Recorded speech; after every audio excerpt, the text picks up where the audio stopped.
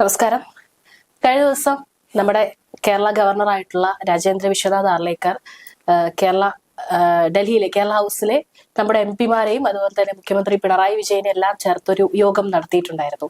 അതിൽ അദ്ദേഹം പറഞ്ഞൊരു കാര്യം എന്ന് പറയുന്നത് ടീം കേരളോടൊപ്പം ഇനി ഞാനും ഉണ്ടാകുമെന്നാണ് പറഞ്ഞിരിക്കുന്നത്. അത് അദ്ദേഹം പറഞ്ഞിരിക്കുന്നത് ഇപ്പോൾ നമ്മുടെ കേരളത്തിൽ നടക്കുന്ന പല പ്രശ്നങ്ങളും അതുപോലെ തന്നെ സാമ്പത്തിക പ്രതിസന്ധി എല്ലാം തന്നെ അദ്ദേഹത്തിന്റെ കൂടി പ്രശ്നമാകും, അല്ലെങ്കിൽ അതെല്ലാം തന്നെ തുടച്ചു നീക്കുവാൻ അദ്ദേഹവും ഒപ്പം ഉണ്ടാകും എന്നുള്ള ഒരു അർത്ഥത്തിലായിരിക്കാം. പക്ഷെ എന്നിരുന്നാലും ഇപ്പോൾ എതിർപ്പാളയത്തിലടക്കം അദ്ദേഹം ഇപ്പോൾ ഒരു ടീം കേരളയോടൊപ്പം ഞാനും ഉണ്ടാകും എന്നുള്ള കാര്യം 2026 നിയമസഭാ തെരഞ്ഞെടുപ്പിൽ BJP-യുടെ വിജയം ലക്ഷ്യം വെച്ചുകൊണ്ട് പറഞ്ഞിട്ടുള്ള ഒരു അജണ്ടയാണ് എന്നാണ് ചില ചർച്ചകൾ പല ഭാഗങ്ങളിൽ നിന്ന്, അല്ലെങ്കിൽ സംശയങ്ങൾ ചില ഭാഗങ്ങളിൽ നിന്ന് ഉയരുന്നത്. ഇപ്പോൾ ഒരു കേരളത്തിലേക്കുള്ള നീക്കം അതിനെ മുൻനിർത്തിക്കൊണ്ടാണ് ഇപ്പോൾ കേരള ഗവർണറും പ്രവർത്തിക്കുന്നത് എന്നുള്ളതാണ് ഇപ്പോൾ അദ്ദേഹത്തിന്റെ പല നീക്കങ്ങളും കാര്യങ്ങളും കാണുമ്പോൾ അതെല്ലാം നമുക്ക് വിരൽ ചൂണ്ടാവുന്ന കാര്യങ്ങളായിട്ട് നമുക്ക് പറയാം. അതില് ചർച്ച എന്ന് പറയുമ്പോൾ അത് കോൺഗ്രസ് തന്നെയല്ലേ പ്രധാനമായിട്ട് പറയുന്നത്. അതെ അതെ. കാരണം ഈ ഒരു വിഷയത്തിൽ പ്രധാനമായിട്ടും അന്ന് പങ്കെടുത്തത് 2 ദിവസമായിരുന്നു, ചൊവ്വയും ബുധനുമായിട്ടായിരുന്നു. അപ്പോൾ കേരള ഹൗസിൽ ഗവർണർ ഉണ്ടായിരുന്നു. അന്ന് പാർലമെന്റ് നടക്കുന്ന സമയമായതുകൊണ്ട് കേരളത്തിലെ ഒരുവിധം മുഴുവൻ എംപിമാരും ഉണ്ടായിരുന്നു. രാജ്യസഭ ലോക്സഭ എംപിമാരൊക്കെ തന്നെ ഉണ്ടായിരുന്നു. അപ്പം ഗവർണർക്ക് ഒരു ആഗ്രഹം എല്ലാവരുമായി ചേർന്നൊരു വിരുന്ന് സംഘടിപ്പിച്ചാൽ കൊള്ളാമെന്ന് തോന്നി.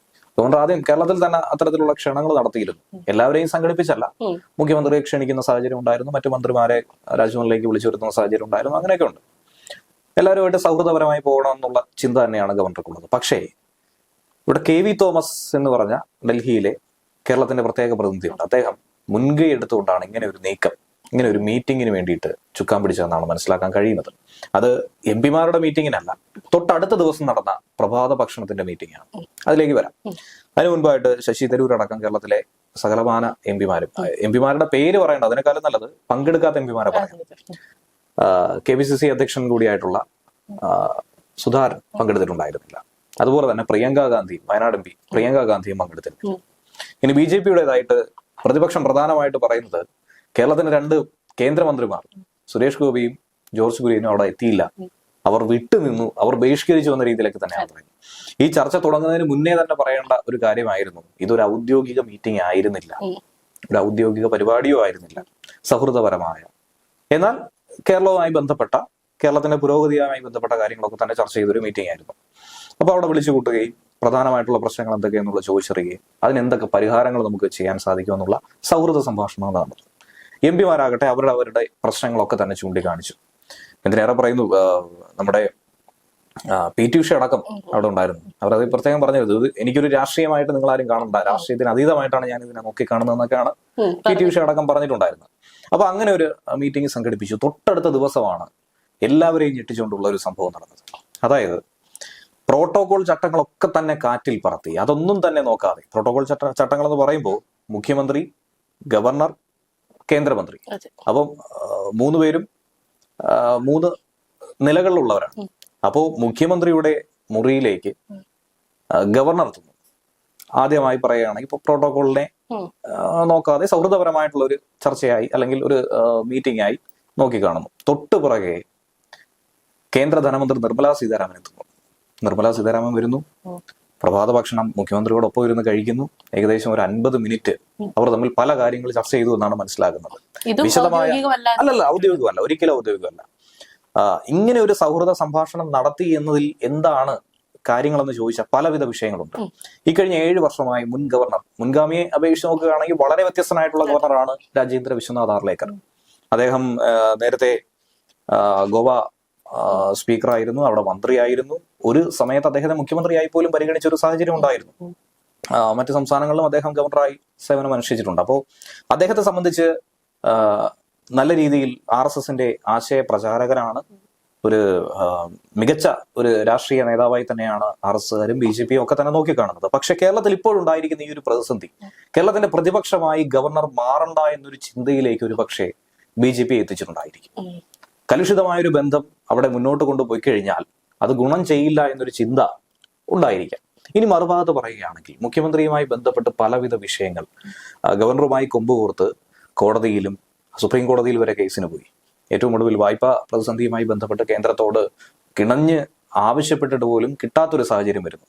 ഈ ഘട്ടത്തിൽ കൂടിയാണ് ധനമന്ത്രിയുമായി ഒരു മീറ്റിംഗ് സംഘടിപ്പിക്കാനായി ഗവർണർ മിഡിൽമാനായി നിൽക്കുന്ന രീതിയിൽ, KV തോമസ് മീഡിയേറ്ററായി നിൽക്കുന്ന രീതിയിൽ ഒരു ചർച്ച സംഘടിപ്പിച്ചിട്ടുള്ളത്. അതിൽ എന്ത് സംസാരിച്ചു എന്നുള്ളതിലല്ല പ്രാധാന്യം, പക്ഷേ അതെന്ത് ഇമ്പാക്റ്റ് ആണ് കേരളത്തിൽ ഉണ്ടാക്കാൻ പോകുന്നതില്ല എന്നൊരു വിഷയത്തിലാണ് പ്രാധാന്യം വരുന്നത്. കാരണം ചരിത്രം തിരുത്തിക്കുറിച്ചു എന്നൊക്കെ തന്നെയാണ് മാധ്യമങ്ങൾ വിശേഷിപ്പിച്ചിട്ടുള്ളത്. അതായത് ഇതുവരെയുള്ള രീതികളിൽ നിന്നും വളരെ വ്യത്യസ്തമായ രീതിയിൽ ഗവർണർ പ്രതികരിക്കുന്നു.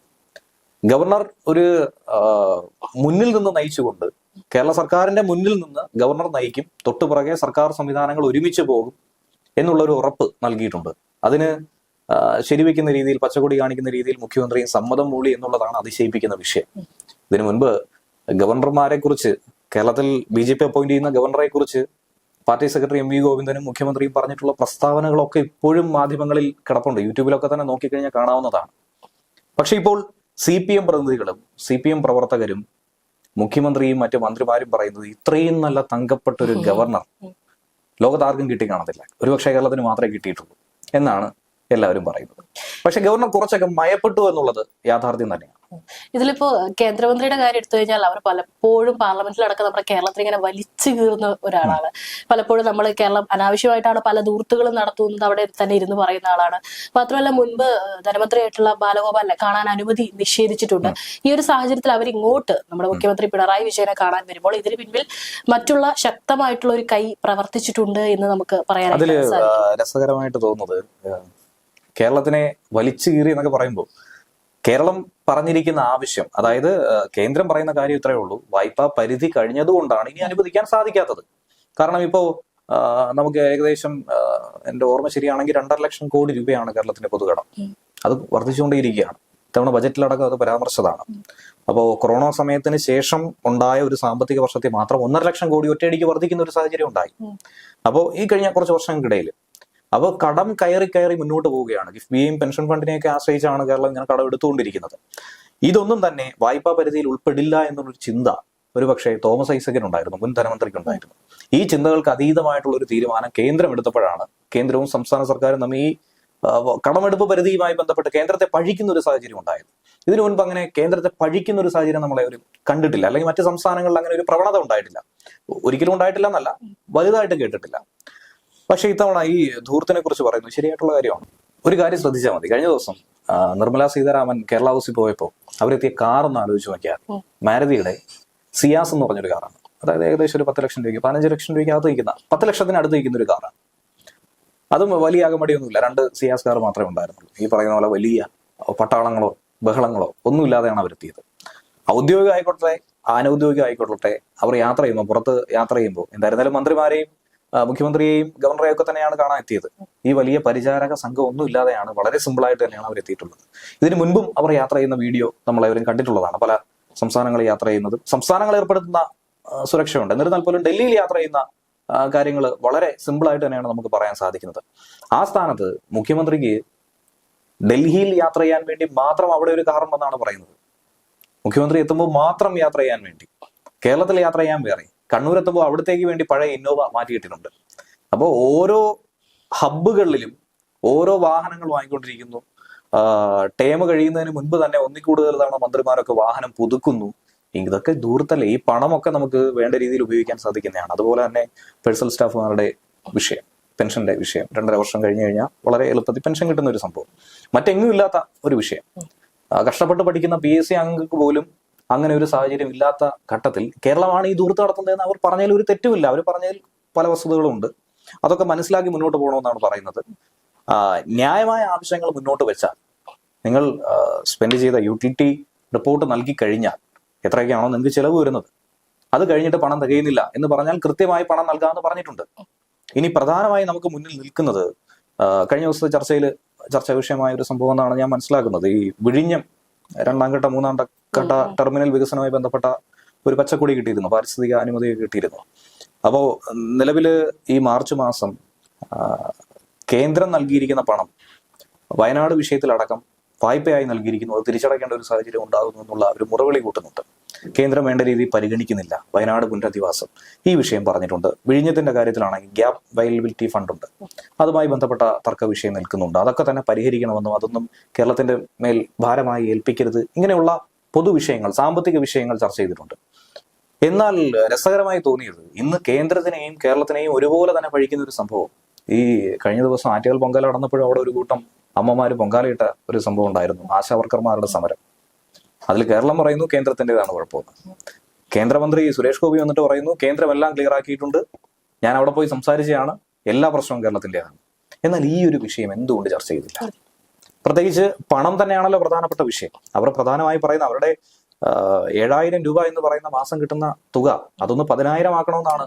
അല്ല, 10,000 ആക്കണമെന്നല്ല, 21,000 ആവശ്യപ്പെടുന്നത്. എന്നിരുന്നാലും മറ്റ് സംസ്ഥാനങ്ങൾ കൊടുക്കുന്ന കേരളത്തിനേക്കാൾ കൂടുതൽ പണം കൊടുക്കുന്ന സംസ്ഥാനങ്ങളുണ്ട്, ഇല്ലെന്നാണ് CPM-ന്റെ വാദം, LDF-ന്റെ വാദം. പക്ഷേ 10,000-ന് മുകളിൽ പണം കൊടുക്കുന്നവരുണ്ട്, വിരമിക്കൽ ആനുകൂല്യം കൊടുക്കുന്നവരുണ്ട്. ഇതിൽ എന്തെങ്കിലും ഒരു പരിഗണന അല്ലെങ്കിൽ ഇതേക്കുറിച്ച് ഒരു ചർച്ച അതൊന്നും തന്നെ നടന്നിട്ടില്ല എന്ന് വേണം മനസ്സിലാക്കാൻ. അപ്പോ ഇതൊക്കെയുണ്ട്, ഇതൊക്കെ ഒരു കാര്യമാണ്, ഒരു ഭാഗത്ത് നടക്കുന്നതാണ്.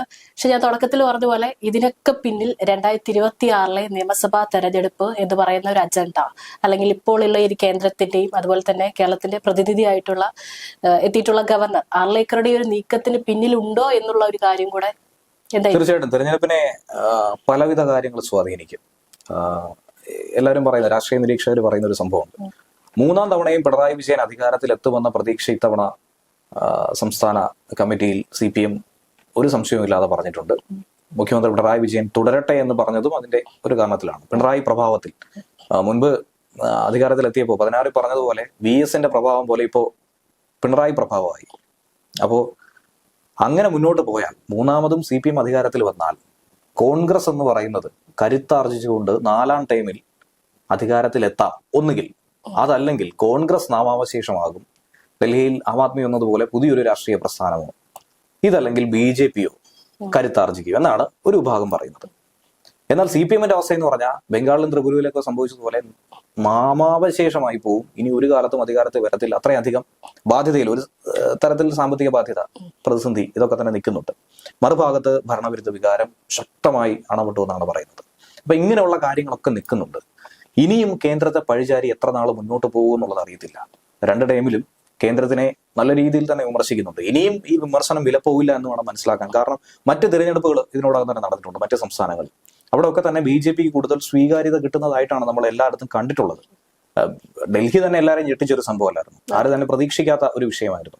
അപ്പൊ അങ്ങനെ ഒരു അഭൂതപൂർവമായ നേട്ടത്തിലേക്ക് പല സംസ്ഥാനങ്ങളും മാറി ചിന്തിക്കുന്ന തരത്തിലേക്കൊക്കെ തന്നെ വരുന്നതുകൊണ്ട് കേരളത്തിലും ഈ ഒരു ഭയമുണ്ട്. അതുകൂടാതെ കേരളത്തിൽ ഇത്തവണ ലോക്സഭയിൽ സംഭവിച്ചത് CPM-നെ സംബന്ധിച്ച് ഏറ്റവും വലിയ ഷോക്കാണ്. ഒരിക്കലും പ്രതീക്ഷിക്കാത്ത ഒരു സംഭവം തന്നെയാണ്. ഇത്തവണ ലോക്സഭയിൽ കിട്ടിയ വോട്ട് നിരക്ക് വെച്ച് പരിശോധിക്കുകയാണെങ്കിൽ 11-ൽ അധികം മണ്ഡലങ്ങളിൽ 1ാം സ്ഥാനത്ത് BJP എത്തിയിട്ടുണ്ട്. ഇതൊക്കെ തന്നെ 2026 നടക്കുന്ന തിരഞ്ഞെടുപ്പിൽ 1ാം സ്ഥാനത്ത് എത്തിയാൽ 11 MLA-മാരാണ് BJP-ക്ക് ഉണ്ടാകാൻ പോകുന്നത്. ഇനി ഏകദേശം 20-നടുത്തോ മറ്റോ മേഖലകളിൽ 2ാം സ്ഥാനത്ത് എത്തിയിട്ടുണ്ട്. ഒന്നുകൂടി അവർ ഒന്ന് പ്രവർത്തിച്ച ആ 20 മണ്ഡലങ്ങളും BJP-ക്ക് പിടിക്കാൻ പറ്റും. അങ്ങനെ നോക്കിയ 30ഓളം MLA-മാര് മുഖ്യമന്ത്രിക്ക് അപ്പുറത്തിരുന്ന് മോദിക്ക് വേണ്ടി സംസാരിക്കുന്ന ഒരു സാഹചര്യം ഉണ്ടാകുന്നത് ഒരു കാരണവശാലും സഹിക്കാൻ കഴിയത്തില്ല മുഖ്യമന്ത്രി പിണറായി വിജയന്. അധികാരം നഷ്ടപ്പെടും ഉറപ്പായിട്ടും. കാരണം കോൺഗ്രസിന്റെ സീറ്റുകൾ അതുപോലെ തന്നെ നിലനിൽക്കുകയും CPM-ന്റെ സീറ്റുകൾ നഷ്ടപ്പെടാനുള്ള സാധ്യതയുമാണ് അവിടെ ഉണ്ടാകുന്നത്. ഇപ്പോൾ 99 സീറ്റുകളുണ്ട് LDF-ന്.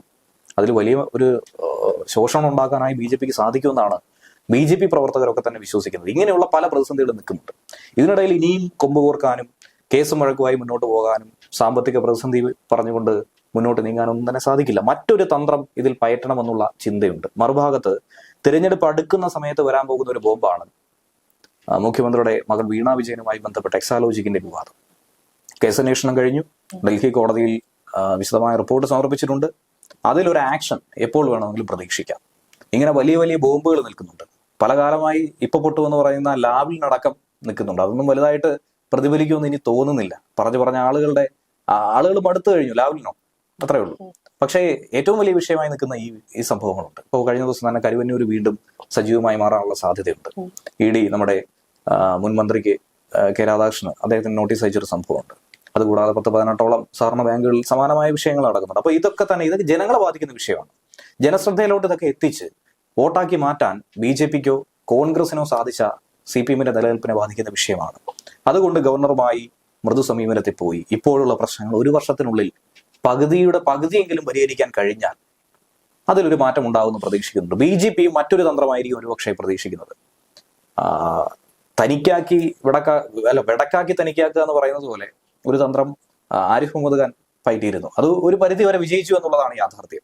ഇനി മറ്റൊരു സമീപനം കൂടി പരീക്ഷിച്ച് നോക്കാമെന്നാണ് BJP കരുതിയതെങ്കിൽ ഇത് ഒരു നയതന്ത്ര വിജയമായി തന്നെയാണ് നോക്കിക്കാണേണ്ടത്.